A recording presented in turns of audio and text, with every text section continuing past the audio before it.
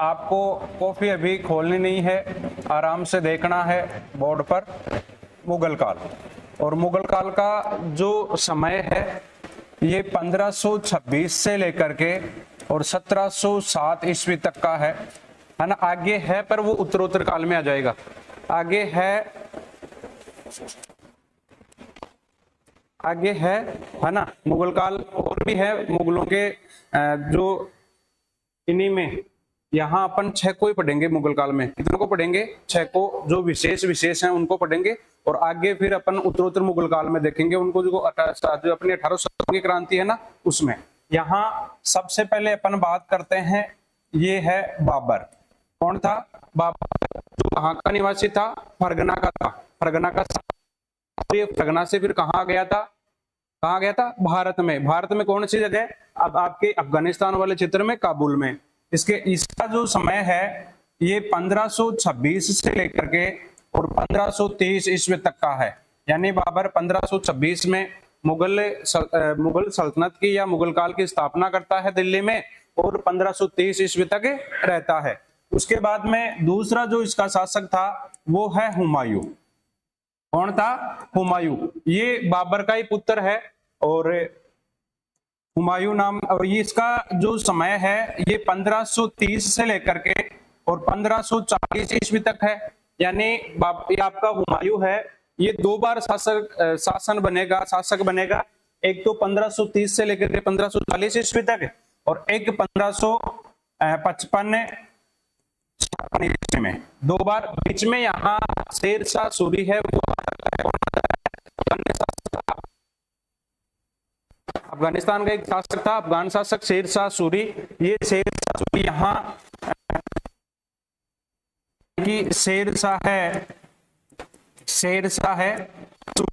ये शेर शाह सूरी 1539 से 40 से लेकर के 1545 ईस्वी तक रहता है। कब तक रहता है? 1545 ईस्वी तक। और इसके बाद में इनके जो पुत्र हैं, इनके पुत्र जिनका नाम है इस्लाम शाह है। क्या नाम है? इस्लाम शाह है। ये इस्लाम शाह शासक बनते हैं। ये शासक बनते हैं 1545 ईस्वी से लेकर के और 1553 ईस्वी तक। ठीक है। इसके बाद में इन्हीं के पुत्र हैं फिरोज। इस्लाम शाह का पुत्र है, और इस्लाम शाह का जो पुत्र है उसका नाम है फिरोज। क्या नाम है? फिरोज। ये फिरोज शासक बनता है 1553 ईस्वी में। और फिरोज की हत्या करके इसका मामा था मुबारिज खां।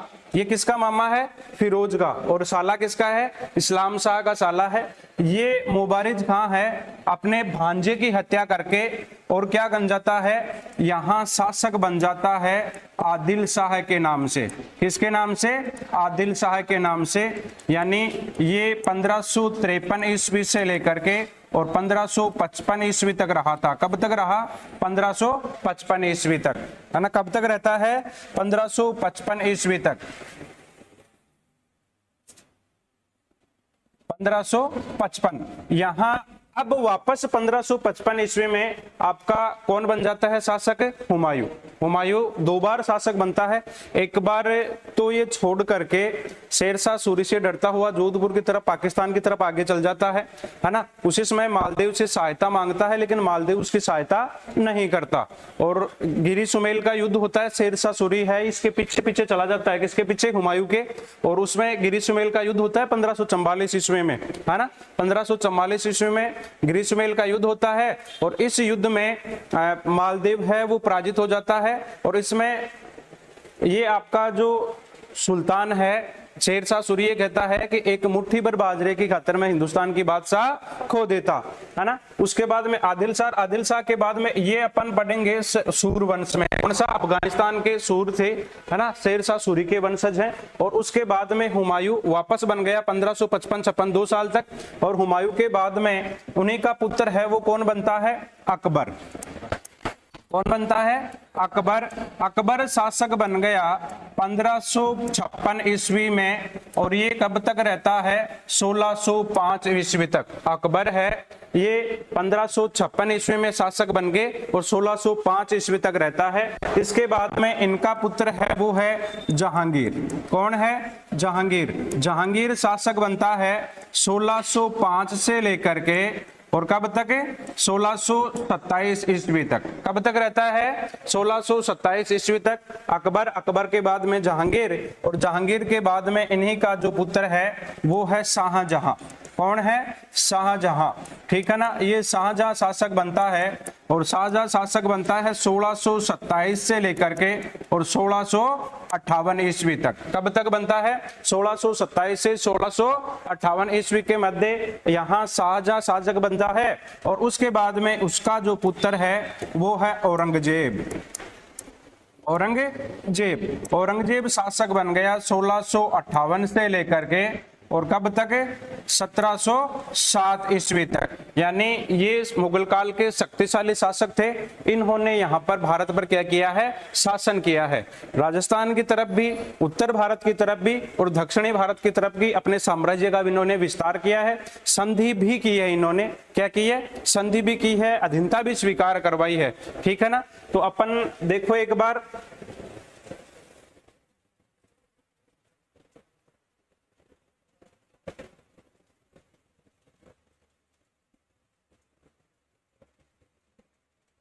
मुगल काल की बात कर रहे थे।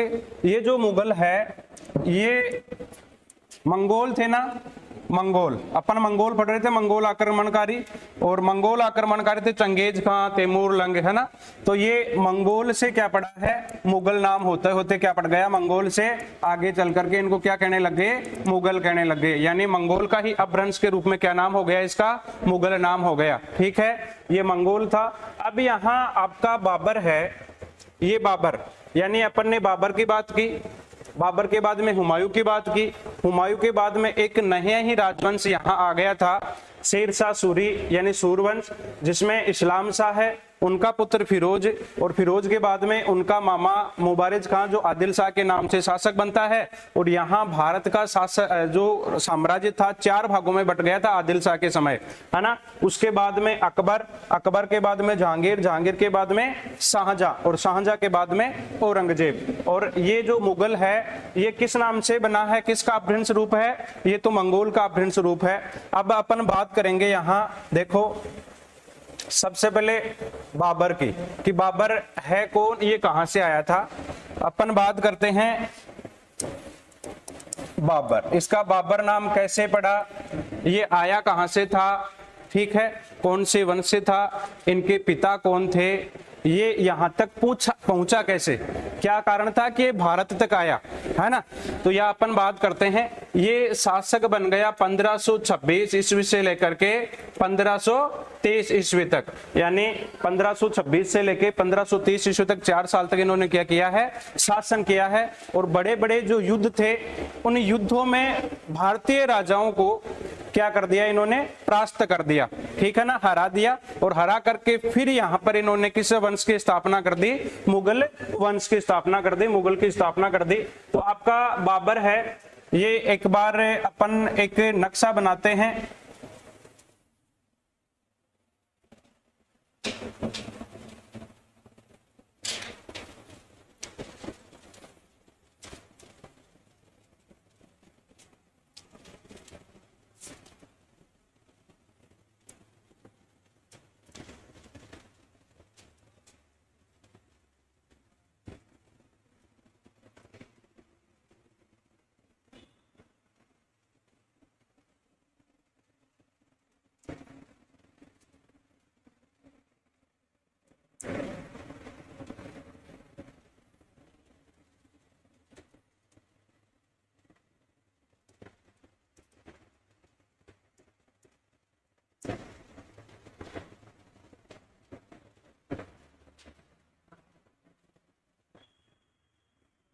अपन बात किसकी करेंगे? बाबर की। बाबर है 1526 से लेकर के और 1530 ईस्वी तक। तो यहाँ बाबर भारत में कैसे आया, कहाँ का शासक था, इसका जन्म कहाँ हुआ? तो सबसे पहले ये अपना भारत है, उसमें प्राचीन भारत की अपन बात करेंगे, आधुनिक भारत की बात नहीं, अब वर्तमान भारत की बात नहीं करेंगे, प्राचीन भारत की, क्योंकि प्राचीन भारत का इतिहास अपन पढ़ रहे हैं। तो यहाँ एक क्षेत्र है उज्बेकिस्तान। कौन सा क्षेत्र है? उज्बेकिस्तान, जो मध्य एशिया था। इसकी राजधानी थी ताशकंद। क्या है इसकी राजधानी? ताशकंद, है ना, ताशकंद इसकी राजधानी है। और ये उज्बेकिस्तान मध्य एशिया का क्षेत्र है। कौन से एशिया का? मध्य एशिया का क्षेत्र। यहाँ आपको आराम से समझना है इसको। उज्बेकिस्तान भारत के उत्तर की तरफ है, मध्य एशिया का भाग है। यहाँ 2 शाखाएं थी, ठीक है। ये आपका उज्बेकिस्तान है और इसकी राजधानी कौन सी है? ताशकंद राजधानी है। यहाँ 2 शाखाएं थी, एक थी आपकी यहाँ फरगना। कौन सी थी? फरगना। और एक थी आपकी समरकंद। एक कौन सी है? समरकंद। यानी ये 2 भागों में विभाजित था, छोटे छोटे 15 टुकड़े हो गए थे और उनमें मुख्य थी, एक फरगना थी और एक थी समरकंद, ठीक है। यहाँ ये फरगना है, यहाँ इस फरगना में आपके बाबर का जो पिता थे अली शेख मिर्जा, क्या नाम था? अली शेख मिर्जा या फिर उमर शेख मिर्जा, है ना, उमर शेख मिर्जा या फिर आप क्या कह सकते हो? अली शेख मिर्जा। ये यहाँ फरगना है और इस फरगना का शासक था 21 वर्षीय शासक, जिनका नाम था अली शेख मिर्जा। मिर्जा थी, ये इनकी उपाधियां थी, है ना। और भारत में काबुल पर अधिकार करने के बाद में अपने पूर्वजों की जो मिर्जा की उपाधि थी उसको तो क्या कर देगा? ये त्याग देगा और एक नई उपाधि है वो धारण कर लेगा। और नई उपाधि होगी वो कौन सी होगी? बादशाह की उपाधि। कौन सी उपाधि होगी? बादशाह की उपाधि। तो यहाँ ये शासक है और इनका विवाह, यहाँ ये अली शेख मिर्जा था, ये तैमूर का, किसका? तैमूर का 5वां वंशज था। तैमूर का कौन सा वंशज था? 5वां। कहने का मतलब आपका बाबर था, ये तैमूर वंश का 5वां वंशज था, 5वीं पीढ़ी में था, ठीक है। और इनकी माता का नाम था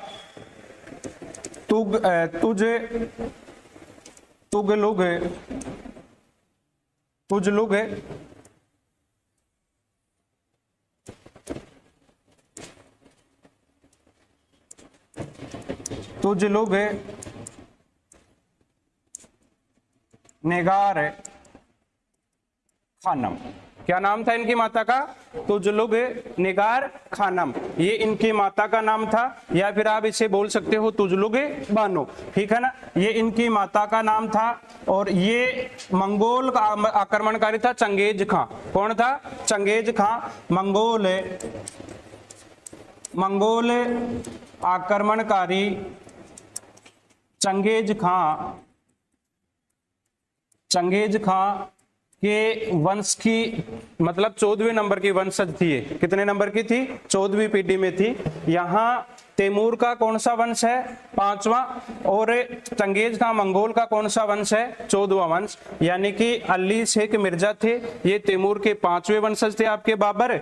और आपकी ये जो इसकी पत्नी थी, इसकी बेगम थी मिर्जा शेख की, ये जो है ना तुगलुग निगार खानम, ये चंगेज खां के या मंगोल आक्रमणकारियों के 14वें वंशज में थी। कौन से वंशज में थी? 14वें। इस कारण से इस बाबर में, आपका जो बाबर है, इस बाबर में एक तो किनका रक्त था? मंगोलों का, मंगोल का रक्त का मिश्रण था। और एक आपके किसके रक्त का मिश्रण था? मंगोल और तैमूर के रक्त का मिश्रण था, है ना। और दोनों ही खतरनाक वंशज थे, दोनों ही क्या थे?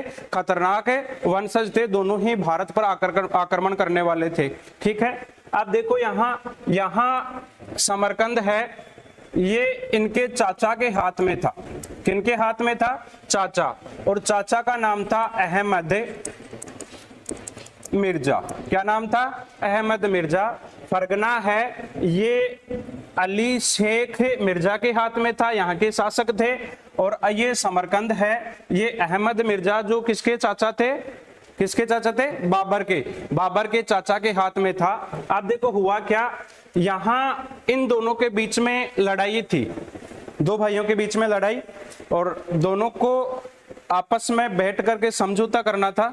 इसके लिए यहाँ जहीर का जन्म हुआ, यानी अली शेख मिर्जा और तुगलक निगार खानम है, इनके एक पुत्र का जन्म हुआ जिसका नाम था जहीर। क्या नाम था? जहीर। और जहीर का जन्म है ये 1483 ईस्वी में। वैलेंटाइन डे कब आता आपका? 14 फरवरी को, है ना, सबको याद है।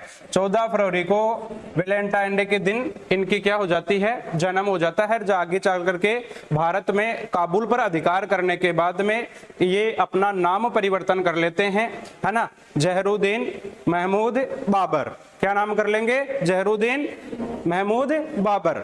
उसके बाद में पहले इनका नाम था जहीर, और उसके बाद में काबुल पर अधिकार करने के बाद में इनका नाम क्या होता है? बाबर होता है। ठीक है, तो जैसे ही इनका जन्म हुआ तो एक दावत रखी, और उस दावत में इनको बुलाया गया। किनको बुलाया गया?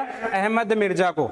जब अहमद मिर्जा आया, बैठ करके आराम से खाना खा रहे थे, तो चचा जान ने अली शेख मिर्जा के खाने में जहर मिला दिया। साथ लेके आया था, साथ बैठ करके खा रहे थे, और उसने कही का बात कह करके, अपन किसी को कोई चीज लेनी हो तो कह देते हैं ना, देख सामने देख एक बार क्या हो रहा है, और अपन उसकी चीज में से गड़बड़ कर देते हैं कि नहीं कर देते?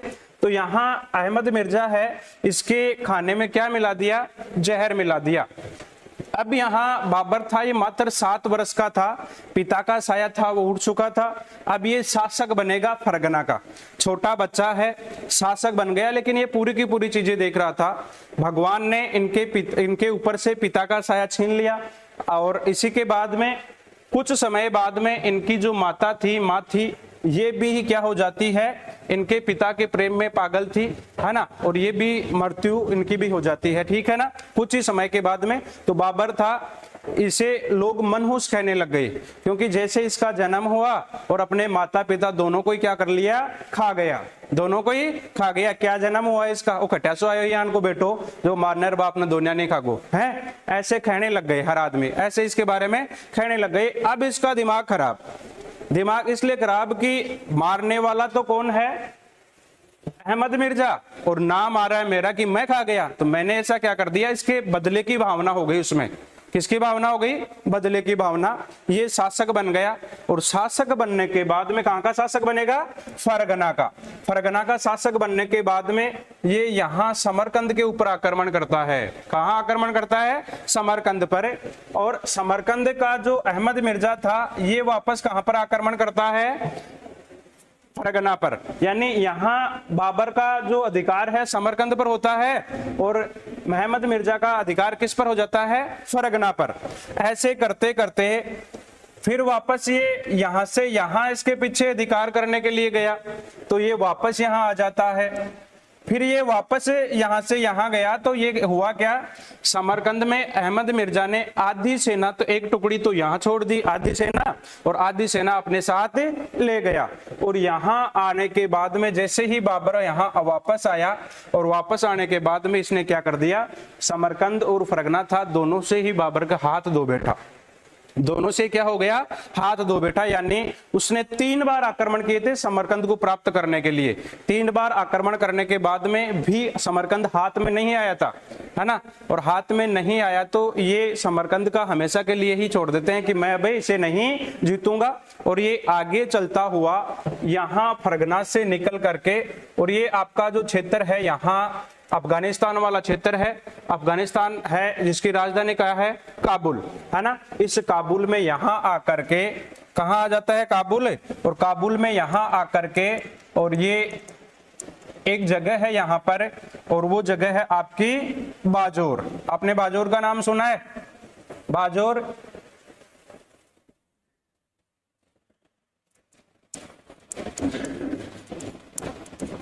बाजोर, ठीक है। और ये बाजोर है अफगानिस्तान में। कहाँ है? अफगानिस्तान में बाजोर है, ये अफगानिस्तान में है। और यहाँ अफगानिस्तान वाला क्षेत्र है, यहाँ एक खैबर दर्रा पड़ता है। क्या पड़ता है? खैबर दर्रा। भारत में आने वाले जितने भी आक्रमणकारी थे ना, वो इस खैबर दर्रा के माध्यम से आते थे। खैबर दर्रा है, इससे पार करके आते थे। ये अफगानिस्तान में, आप इस साइड में जब खैबर दर्रा पार करके इस साइड में जाओगे तो आपका अफगानिस्तान होगा, और खैबर दर्रा आप इस साइड आओगे तो आपका कौन सा होगा? पाकिस्तान होगा। ठीक है ना, पाकिस्तान। तो यहाँ ये खैबर दर्रा था। कौन सा दर्रा? खैबर दर्रा। इस खैबर दर्रा को पार करने से पहले यहाँ ये इधर आता है भारत की तरफ, है ना, और भारत की तरफ आकर के सबसे पहले इन्होंने काबुल में बाजोर नामक स्थान पर जीत दर्ज की। और ये यहाँ बाजोर है, ये 1519 में इसके हाथ में आ जाएगा। कब हाथ में आएगा? 1519 में। और यहाँ इस जगह, इस बाजोर वाले क्षेत्र में एक दुर्ग था, बहरा का दुर्ग। कौन सा दुर्ग? बहरा दुर्ग। ठीक है, इस बहरा के दुर्ग को ये विजित करता है, और विजित करने का मतलब ये था कि इसने विश्व में सबसे पहले बारूद का प्रयोग किया था, विस्फोटक सामग्री का प्रयोग किया था। तो यहाँ आसपास के लोग थे, है ना, वो लोग इसको जानते नहीं थे। यहाँ बाजोर, ये भेरा, और यहाँ एक आपको क्षेत्र आएगी आपकी पहाड़ियां, हिमालय वाली पहाड़ियां, है ना। तो यहाँ ये पहाड़ियां हैं, इसके आगे और थी जो कबीलाई बसते रहते थे, वो कुछ भी नहीं जानते थे। और इस खैबर दर्रे से जो भी व्यापारी जाता था, उन व्यापारियों को लूटते थे, और लूट लूट करके खूब सारा धन इन्होंने इकट्ठा कर रखा था, है ना। अब जब धन इन्होंने इकट्ठा कर रखा है, और जब जैसे एकदम से यहाँ बाबर ने एक विस्फोटक पदार्थ का, बारूद का इन्होंने प्रयोग किया, तो तगड़ी आवाज हुई, और उस आवाज के कारण ये इस क्षेत्र को छोड़ करके और यहां से क्या हो गए? भाग गए। जो पूरा का पूरा जो धन इकट्ठा किया हुआ था उनका, ये किसको मिल गया? बाबर को मिल गया। बाबर है उस धन को प्राप्त कर लेता है, बाबर है उस धन को प्राप्त कर लेता है, और उस धन को प्राप्त करने के बाद में ये आगे बढ़ता है। कहां बढ़ेगा? आगे बढ़ेगा भारत की तरफ, है ना। अब भारत की तरफ यहाँ भेरा के दुर्ग में, तो यहाँ भेरा का दुर्ग था, और यहाँ था आपके नीवल, ठीक है ना, नीलव दुर्ग। कौन सा दुर्ग है? नीलव दुर्ग। यहाँ तो आपका भेरा दुर्ग खैबर दर्रा के उस साइड में, और यहाँ आपका कौन सा दुर्ग है? नीलव दुर्ग। यहाँ भेरा के दुर्ग में इतना धन मिला था इसे, देखो एक बार, भाग्य है, यहाँ बुरी तरह से भाग्य इसके पीछे पड़ा था। फरगना से समरकंद पर, और समरकंद से वापस फरगना पर, फरगना से समरकंद पर, और समरकंद से वापस फरगना, और फरगना से वापस समरकंद पर। इस कारण से फरगना भी उसके हाथ से निकल गया, और समरकंद भी उसके हाथ से निकल गया। यानी भाग्य था, इसकी किस्मत थी, यहाँ इस क्षेत्र में उसकी एकदम खराब थी। तो उसने सोचा कि क्यों नहीं अपना यहाँ भाग्य साथ नहीं देता, तो मैं कहीं और ट्राई करूं, है, और ट्राई करूंगा। तो यहां जैसे ये भारत की तरफ आया, और इसकी किस्मत खुल गई। इसकी क्या खुल गई? किस्मत। और किस्मत खुलने के बाद में इसे इतना धन मिला कि आप पूछो मत। और पूरे के पूरे हिंदुस्तान पर इन्होंने एक नए राजवंश की स्थापना कर दी। वो कौन सा राजवंश?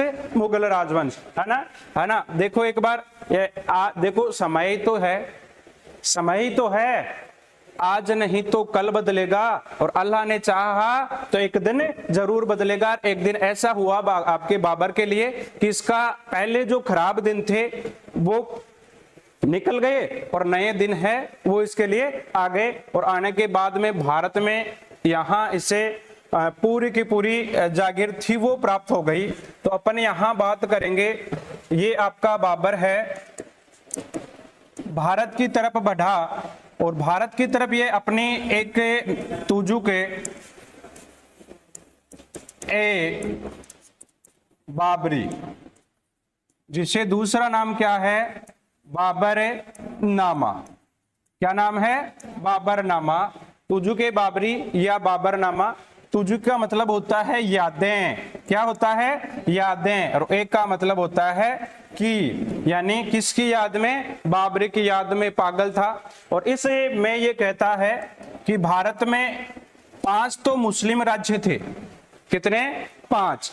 दिल्ली, मालवा, ठीक है, आपका पंजाब, है ना, आपका बंगाल, और आपका एक दीपालपुर। और 2 हिंदू राज्य थे, एक आपका विजयनगर, जो किसके समय?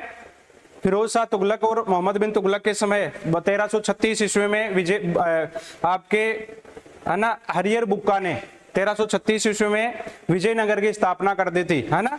और एक था आपका राणा सांगा जो गुहिल वंश का था, है ना, सिसोदिया वंश का था, लेकिन गुहिल वंश के राजवंश, यहाँ सिसोदिया और गुहिल दोनों एक ही बात है। वो जो सिसोदिया है ये गुहिलों से निकल कर गए थे सिसोदा गांव में और फिर वापस आ जाते हैं अमीरदेव के समय। तो यहाँ इन्होंने कहा कि भारत में 5 राज्य तो हैं मुस्लिम और 2 राज्य हैं हिंदू। इनमें 5 मैंने आपको बता दिया, एक आपका था मेवाड़ और एक आपका था विजयनगर। विजयनगर था, ये विजयनगर भारत के दक्षिण में, है ना, और ये जो मेवाड़ था ये पश्चिम की तरफ, कहाँ था, पश्चिम की तरफ। अब देखो अपन यहाँ देखेंगे, ये कहता है तुझके बाबरी में कि हमें एक तो पंजाब लाहौर, आपका जो पंजाब है लाहौर है, यहाँ का सूबेदार था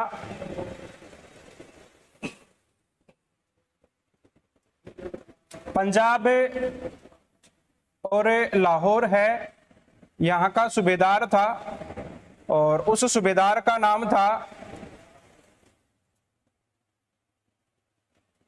जो दौलत खान लोधी, जो इब्राहिम लोधी का क्या था, चाचा, ठीक है ना, इब्राहिम लोधी का चाचा था। और उसने मुझे आमंत्रित किया था। एक तो था आलम खां लोधी या फिर आदम खां लोधी, वो बिहार का सूबेदार था, और एक था आपका दौलत खां लोधी, वो कहाँ का सूबेदार था, लाहौर या पंजाब का सूबेदार था। और एक वो लिखता है अपने इसमें कि जो बाबा आपका राणा सांगा है ये भी मुझे भारत पर आक्रमण करने के लिए आमंत्रित करता है, यानी भारत पर आक्रमण करने के लिए मुझे एक तो बुलाया था किसने, आदम खां लोधी ने, एक बुलाया था मुझे आपके राणा सांगा ने, और एक बुलाया था मुझे दौलत खां लोधी ने, ये इसमें बताता है। लेकिन आप सोचो, दौलत खां लोधी जब तैमूर लंग है भारत के ऊपर आक्रमण करता है तो दौलत खां लोधी भारतीयों को बचाता है, भारतीयों की रक्षा करता है, भारत की रक्षा करता है, क्या उसे बुलाएगा, नहीं बुलाएगा ना। फिर आप सोचो राणा सांगा जो जिन्हें हिंदूपत कहा जाता है, क्या कहा जाता है, हिंदूपत, इसका मतलब वो मुस्लिम धर्म के लोगों को बुलाएगा, है, यहाँ धर्म का प्रसार करने के लिए बाबर को आमंत्रित करेगा क्या, नहीं करेगा, बिल्कुल भी नहीं करेगा। इस कारण से ये इसकी जो बाबर आप तुझके बाबरी है या बाबरनामा है, इसमें गलत बातें लिखी हुई है ना। और फिर आप यहाँ देखो, यहाँ तो है आपका लाहौर, ठीक है, यहां है आपका दिल्ली, है ना, यहां है आपका बिहार, और यहां है आपका बंगाल, और यहां आपका बीजापुर, और यहां आपका विजयनगर। और ये जो क्षेत्र है, ये जो क्षेत्र यहां आपका था राजस्थान। कौन सा क्षेत्र है, राजस्थान। अब देखो यहां लाहौर है, लाहौर या पंजाब, लाहौर या पंजाब, यहाँ का सूबेदार था वो था दौलत खां लोधी, है ना, दौलत खां लोधी। यहाँ सुल्तान था आपका इब्राहिम लोधी, इब्राहिम लोधी था उस समय, ये दिल्ली का सुल्तान था। कहां का सुल्तान था, दिल्ली का सुल्तान। यहां बिहार है और इस बिहार में उसमें आपका था आदम खां या फिर आलम खां, ठीक है ना, आलम खां लोधी, इसमें ये बिहार का सूबेदार था। और आपके बंगाल का सूबेदार था, बंगाल का सूबेदार था आपका नुसरत खां। कौन सा खां, नुसरत खां, ये नुसरत खां यहाँ का, ठीक है। और यहाँ का था अली मोहम्मद शाह, कौन थे, अली मोहम्मद शाह, अली मोहम्मद शाह, ये बीजापुर के सूबेदार थे। कहाँ के सूबेदार थे, बीजापुर के, बीजापुर के। देखो ये मुस्लिम है, ये मुस्लिम है, ये मुस्लिम है, ये मुस्लिम है, यहाँ हिंदुओं का था और यहाँ राजपूतों का था। यहाँ था आपका राजपूत संघ, यहाँ क्या था, राजपूत संघ। और इस राजपूत संघ में राणा सांगा, कौन थे, राणा सांगा। और ये यहाँ था आपका, यहाँ कौन था, यहाँ बाबर, यहां कौन था? बाबर। अब देखो यहां पर ये है आपका, मैंने आपको बताया खैबर दर्रा। कौन सा दर्रा है? खैबर दर्रा। और यहां पर है आपका बाजोर। यहां पर आपका क्या है? बाजोर। और यहां पर आपका है भेरा दुर्ग। कौन सा दुर्ग? भेरा दुर्ग। ठीक है, भेरा दुर्ग है। इसके ऊपर ये 1519 ईस्वी में आक्रमण करता है और आक्रमण करने के बाद में सबसे पहले यहां विस्फोटक सामग्री का प्रयोग करता है। किसका प्रयोग करता है? विस्फोटक सामग्री का, यानी बारूद का। ठीक है, विश्व में सबसे पहली बार इसी युद्ध में, भेरा के युद्ध में या भेरा बाजोर आक्रमण पर ही पहले सबसे पहले विस्फोटक सामग्री का प्रयोग किया गया था। इससे पहले किसी ने भी विस्फोटक सामग्री का प्रयोग नहीं किया। अब देखो लाहौर पंजाब का सूबेदार दौलत खान लोधी मैंने आपको बताया। फिर मैंने आपको कहा दिल्ली का जो सुल्तान है ये इब्राहिम लोधी था। उसमें कहा जाता है, इतिहासकार कहते हैं कि दौलत खान लोधी का पुत्र था, है ना। और उस दौलत खान लोधी के पुत्र के साथ में आपका इब्राहिम लोधी है, ये बहुत ही बेरहमी से पेश आता है। ठीक है ना, मतलब उसके ऊपर अनेक अत्याचार करता है। उन अत्याचारों के कारण ये आपका दौलत खान लोधी था, ये परेशान हो गया, ये उससे नाराज हो गया। इस कारण से दौलत खान लोधी है ना, दौलत खान लोधी ये बाबर को आमंत्रित करता है। किसको आमंत्रित करता है? बाबर को, भारत पर आक्रमण करने के लिए। साथ ही इब्राहिम लोधी है ये अपने पिता की हत्या कर देता है। किसकी हत्या कर देता है? पिता की, यानी पितृहंता। पिता की हत्या करने वाला पितृहंता, पिता को मारने वाला। तो ये पिता की हत्या कर देता है और पिता की हत्या करने के कारण पूरी की पूरी दिल्ली की जनता और इनके जो वंशज थे, इनके जो घर वाले थे, इनके अमीर थे, इनके उलेमा वर्ग थे, वो पूरे के पूरे से नाराज थे। इस कारण से भी यहां इब्राहिम लोधी को भारत पर आक्रमण करने के लिए बुलाया गया। ठीक है, अब देखो यहां से आएगा, यहां इन्होंने आक्रमण किया और सबसे पहला युद्ध हो गया 1519 ईस्वी में, बाजोर भेरा का युद्ध हो गया ना। उसके बाद में जो युद्ध होगा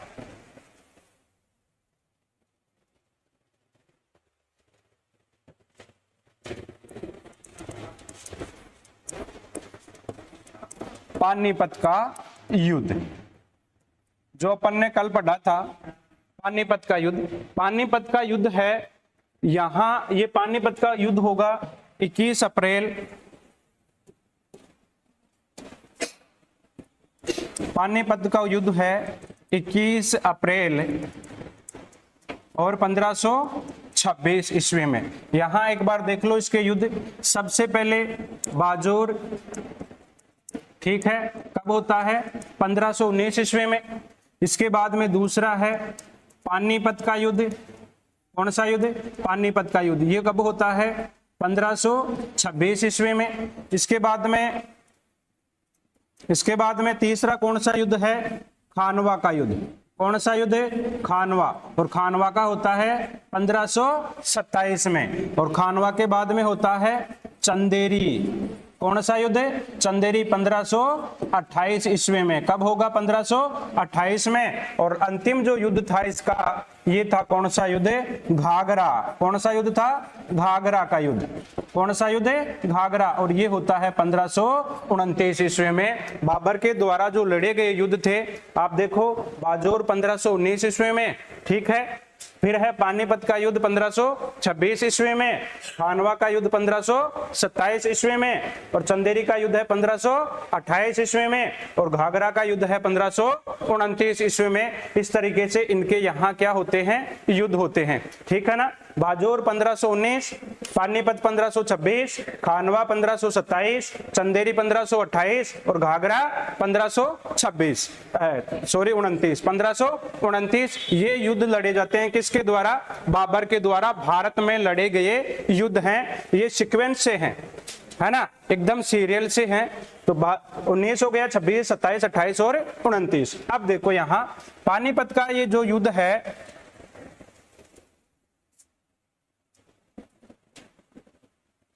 पानीपत का युद्ध इब्राहिम लोधी और किसके मध्य? बाबर के मध्य। तो पानीपत का युद्ध है बाबर व इब्राहिम लोधी के मध्य। पानीपत का युद्ध 21 अप्रैल 1526 ईस्वी को किसके मध्य हो गया? बाबर व इब्राहिम लोधी के मध्य। यहां बाबर है इब्राहिम लोधी को पराजित कर देता है और ये युद्ध में क्या हो जाता है? हार गया। और साथ ही युद्ध के मैदान में मरने वाला दिल्ली सल्तनत का पहला सुल्तान था। ये कौन कहता है? नियामतुल्ला। ये कहने वाला कौन है? नियामतुल्ला इतिहासकार है। वो कहता है कि युद्ध के मैदान में मरने वाला ये पहला सुल्तान था। सबसे बड़ी बात इन्होंने यहाँ पर एक तो होती है तुगलुमा पद्धति। कौन सी पद्धति? तुलगुमा या तुगलुमा पद्धति। और एक होती है आपकी यहाँ इन्होंने विस्फोटक सामग्री बारूद का, है ना, ये प्रयोग किया था। तो अपन एक बार देखते हैं ये जो तुलुगुमा पद्धति थी, तुलुगमा, ठीक है ना, ये तुलुगुमा पद्धति थी या तुगलुमा पद्धति, ये होती क्या है? देखो एक बार, ये एक से यहाँ सैनिक टुकड़ियों को बांट दिया जाता था। किसको बांट दिया जाता था? सैनिक टुकड़ियों को, ठीक है। यानी 3 पार्ट उसके बना दिए गए, है ना। देखो अब 1 हो गया, 2 हो गया। एक टुकड़ी थी ऐसे सामने, हमेशा युद्ध होता है ना, युद्ध हमेशा सामने होती और हमेशा सामने आसी, ठीक है। जैसे यहां सेनापति है, सेना है, वो इस तरफ आएगी तो ये क्या करते थे?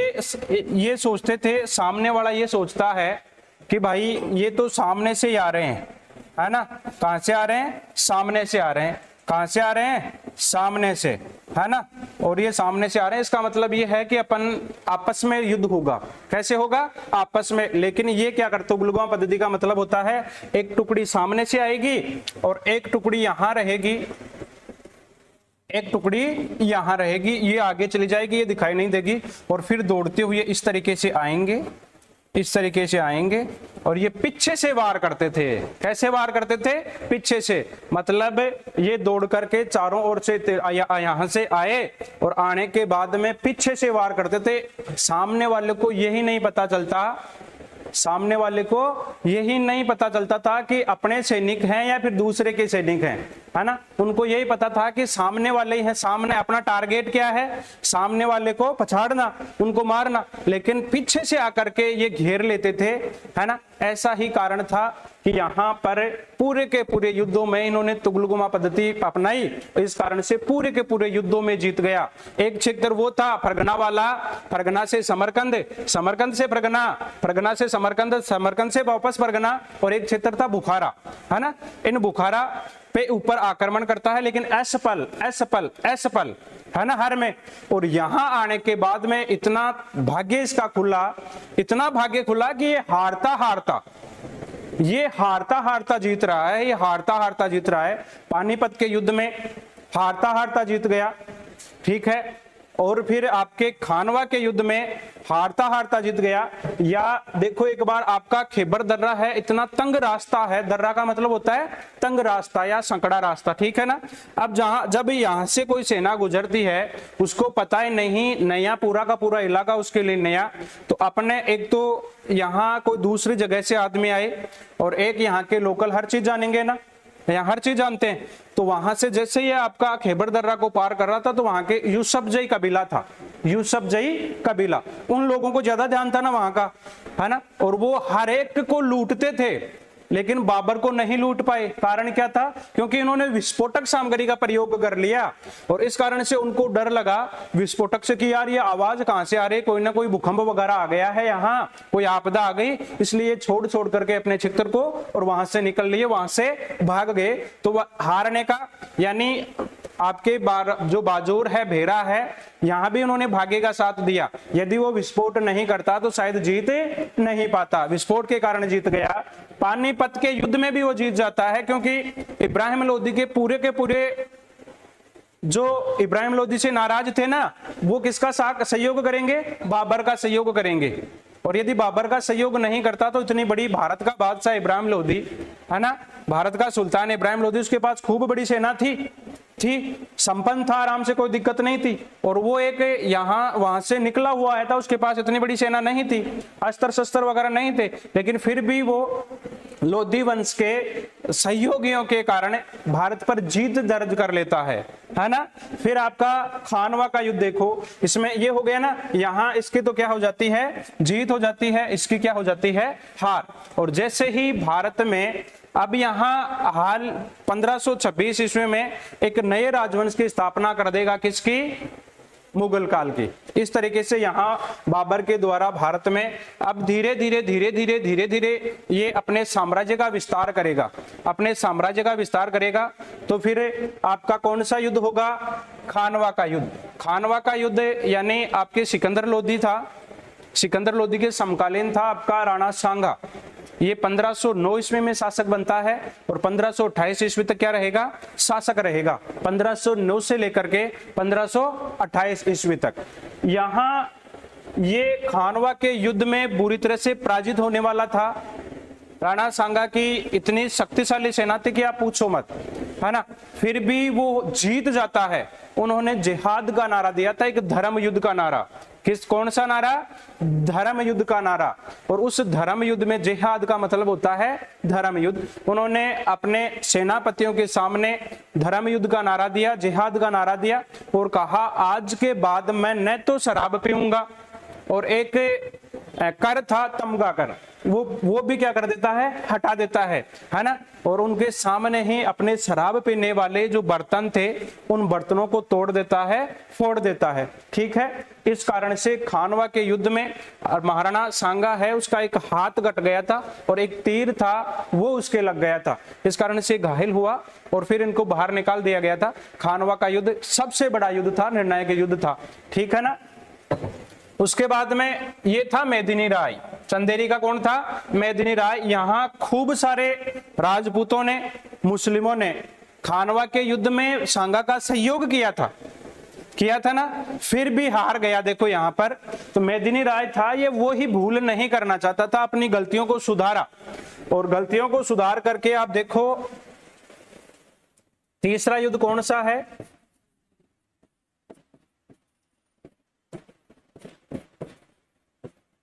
चंदेरी का युद्ध। यहां ये चंदेरी का किला है और यहां का शासक था मेदिनी राय। कौन था, मेदिनी राय। सेना बाबर की इस साइड से आई, ठीक है। ये पीछे के रास्ते से मेदिनी राय निकल गया, यहां से दिमाग लगाया कि अपन को कैसे काम में लेना है इसको, और ये निकल करके इस तरीके से आकर के और यहां पीछे इनके आ गया। पीछे आलोचना घेर लोगों ने, घेर लियो ना, और घेरने के बाद यहां युद्ध हो गया। बाबर था, हारने वाला था। उससे पहले यहां एक बाबर से कोई लेना देना नहीं, कौन बाबर है नहीं जानता, कौन क्या है नहीं जानता, न कोई रिश्तेदार, न कोई पड़ोसी, न कोई आसपास को कोई मतलब नहीं है। अफगान शासक है ना, और ये अफगान शासक यहां से आए और ये तीसरा ही यहां आकर के इन्होंने पीछे से मेदिनी राय के ऊपर क्या कर दिया, अटैक कर दिया। यानी दोनों सेनाओं ने मेदिनी राय को क्या ले लिया, बीच में ले लिया, और मेदिनी राय बुरी तरह से क्या हो गया, पराजित हो गया। और अंतिम युद्ध है 1529 युद्ध में घाघरा का युद्ध। अब अपन देखते हैं इसमें, यानी कि आपकी तुलगुमा जो पद्धति है ये कहां से अपनाता है, उज्बेगों से। आपका उज्बेग थे, उज्बेकिस्तान, वहां से तो सबसे पहले कौन सी पद्धति, जो तुलगुमा पद्धति है वो। और अपने सहजातीय तुर्क थे, सहजानी सब आपकी उसी की जाति वाले, उन लोगों से उसने सीखा घुड़सवारी। कौन सी सवारी, यानी गतिशील घोड़े का संचालन। घोड़ा यदि तेज गति से दौड़ता है घोड़ा, तो उस पर बैठ करके अपन को सवारी कैसे करनी है, ये उन्होंने सीखा अपने सहजातीय तुर्कों से। और एक था आपका कुश्तूनिया,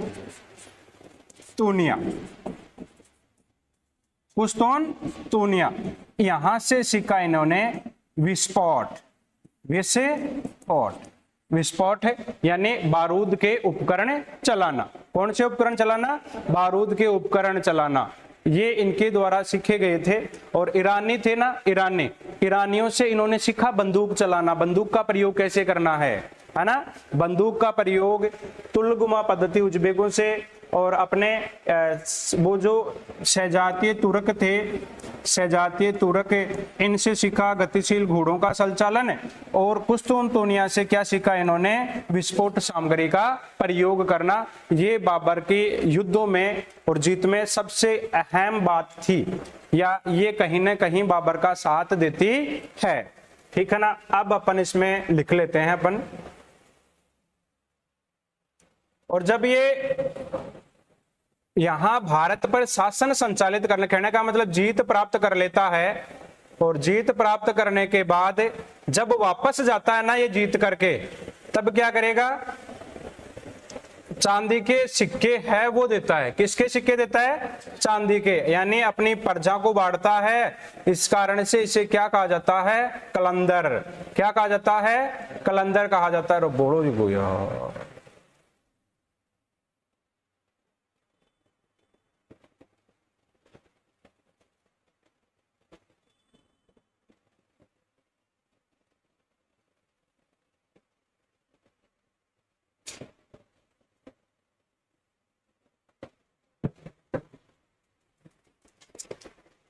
अब अपन को लिखना है ना, अपन अब